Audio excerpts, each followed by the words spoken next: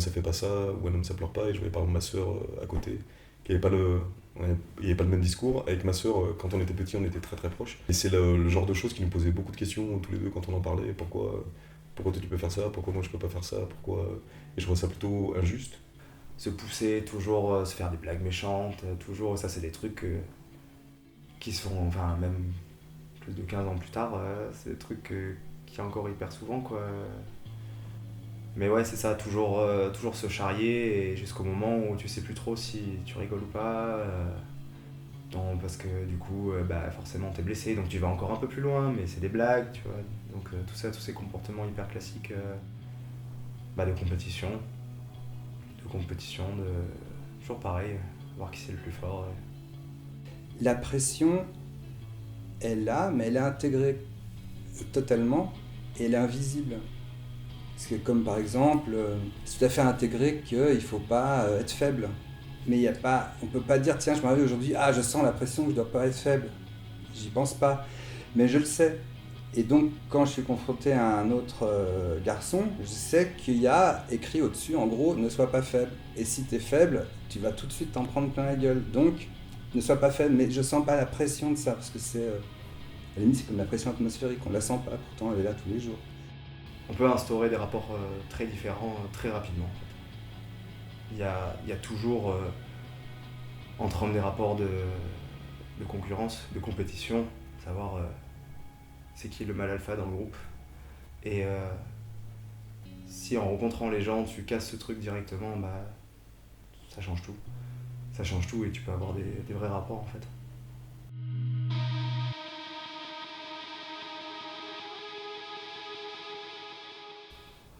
En général, pouvoir exprimer ses émotions, c'est hyper important. C'est hyper important pour le développement de n'importe qui, en fait, homme, femme ou autre. Mais oui, je pense que c'est un gros problème qu'ont les hommes aujourd'hui, et je pense depuis très longtemps, c'est qu'ils expriment très très peu leurs émotions, et souvent très très mal du coup. On n'est pas éduqué dans ce sens-là, quoi. On n'est pas éduqué.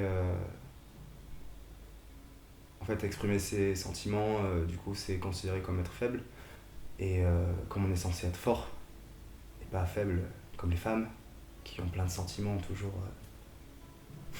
Où je pense que les hommes en général se sentent jugés très vite et ouais, se sentent faibles et n'ont pas l'habitude, donc du coup sont perturbés, donc vont pas savoir comment exprimer leurs sentiments, vont pas savoir.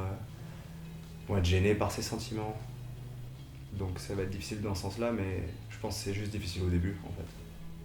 Quand on commence, quand on établit des rapports différents avec ses proches, ou avec n'importe qui, avec des hommes en général, je pense que c'est beaucoup plus simple et ça vient plus naturellement. C'est difficile pour plein de raisons. Premièrement, parce que on lui a entre guillemets interdit de le faire. Donc oui, il y a un manque de pratique. C'est-à-dire que même s'il dit moi je m'en fous, on m'interdit, je le fais quand même. Mais comment je le fais puisque je ne l'ai pas pratiqué, qu'on m'a pas appris à le faire. Ensuite, il faut qu'il trouve, s'il exprime, quelqu'un qui va l'écouter. Et alors si c'est un autre homme, c'est problématique, parce que l'autre homme, il est lui aussi dans le délire de j'ai pas d'émotion, je vais pas l'exprimer. Donc quand deux hommes vont se mettre ensemble pour parler de ça, il y a le risque que l'autre il l'arrête tout de suite, parce que ça lui fait peur, ou parce qu'il y a ce système de contrôle, c'est interdit. Donc quand quelqu'un fait un truc interdit, il y a toujours quelqu'un à côté qui dit stop, c'est interdit. Pour que le contrôle soit là. Donc, si moi je vais vers un homme et que je lui parle de mes émotions, il y a une chance qu'il me dise stop direct.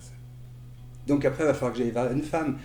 Et là, ça devient encore plus compliqué parce que ça va être interprété comme un jeu de séduction, ou ça peut donner lieu à des tas de malentendus. Et même la femme a aussi son programme un homme n'exprime pas ses émotions, et pourquoi il exprime ses émotions, et c'est bizarre, et je sais pas quoi faire. Elle va peut-être même aussi dire stop en disant non, tu corresponds pas à ce à quoi je suis habitué, donc arrête.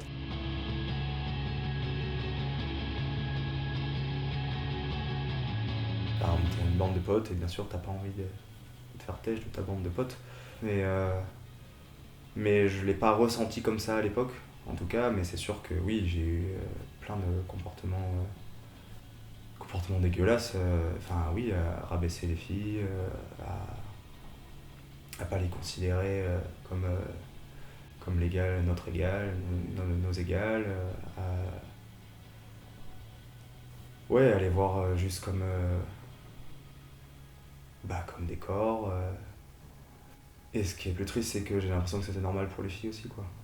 Je me suis surpris plusieurs fois justement à regarder de manière appuyée une femme qui passe, me retourner. Bon. On voit bien que je me retourne et que je la regarde, et voilà, je suis un bonhomme, tout ça.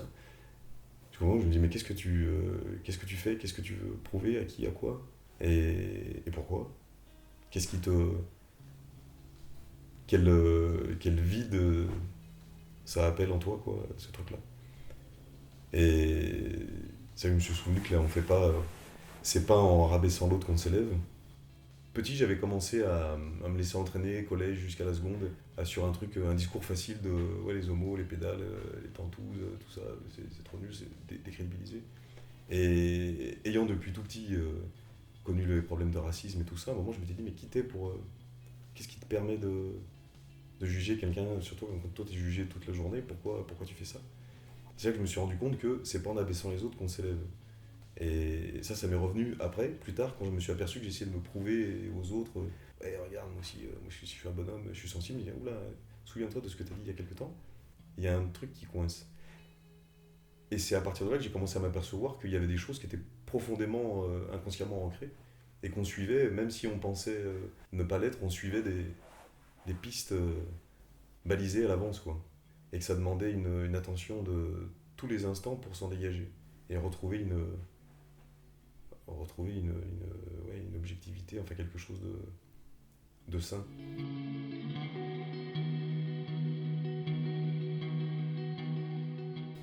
Chaque situation est différente et je pense qu'il y a des moments différents pour demander. Après, c'est trop tard, ça c'est sûr. Pendant aussi, mais c'est quand même bien de le demander à un moment donné. Mais oui, il suffit juste de demander en fait. Est-ce que tu as envie de ça? Est-ce que tu as envie qu'on fasse ça? Est-ce que je peux faire ça? Je sais que si c'est pas clair, pour moi, je préfère... on arrête, quoi. Et il se passe rien et c'est pas grave. Et de toute façon... parce que de toute façon, soit la personne, en fait, a envie et s'en rend compte après et du coup, ça va se passer. Soit la personne n'a pas envie et du coup, il se passera rien. Donc autant arrêter, tout simplement.